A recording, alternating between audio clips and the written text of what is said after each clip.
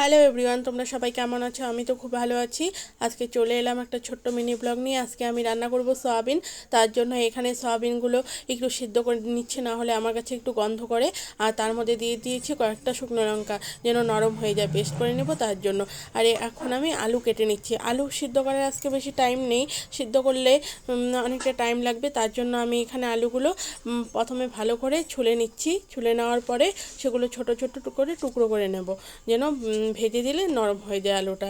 আমার আলু কাটা হয়ে গেছে, এখন পেঁয়াজগুলো কেটে নেব। পেঁয়াজটা প্রথমে ছুলে তারপর দুই টুকরো করে ছোট ছোট করে কুচি কুচি করে নেব।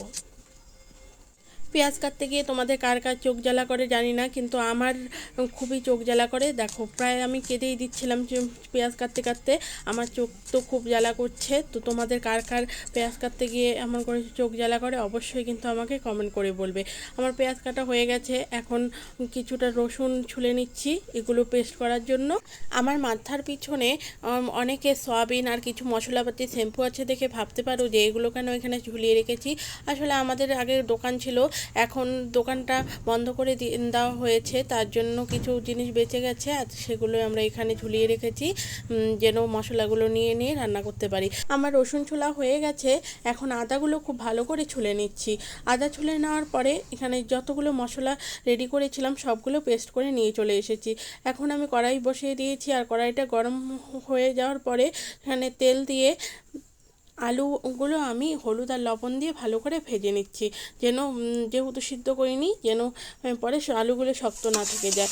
আলু ভাজার পরে আমি এখানে অল্প তেল দিয়ে সয়াবিনগুলো ভালো করে ভেজে নিচ্ছি। আমি বেশি তেল মশলা খেতে পছন্দ করি না। সিম্পলভাবে আমরা প্রতিদিন যা খাই সেটাই তোমাদেরকে রান্না করে দেখাচ্ছি। এখন তেলে গোটা গরম মশলা, তেজপাতা, পেঁয়াজ কুচি আর যা মশলা ছিল সব কিছু দিয়ে ভালো করে কষিয়ে নিচ্ছি। আর তেল ছেড়ে দেওয়ার পরে এখানে আমি আলু আর সয়াবিনটা দিয়ে দিয়েছি। আলু আর সয়াবিনটা আমি ভালো করে মশলার সঙ্গে মিশিয়ে নিচ্ছি, অল্প অল্প করে জল দিয়ে। ভালো করে কষালে খেতে অনেকটা টেস্টি হবে, তার জন্য। আর এখানে মশলা বাটা যে লেগেছিলো তার মধ্যে কিছুটা জল দিয়ে এখানে একটু দিয়ে দিয়েছি। ভালো করে কষিয়ে আমি ঝোল দিয়ে দিয়েছি, আর ঝোলে জাল উঠে গেছে, তাই গরম মশলা দিয়ে নামিয়ে নিয়েছি। আর রেডি আমার সয়াবিনের তরকারি।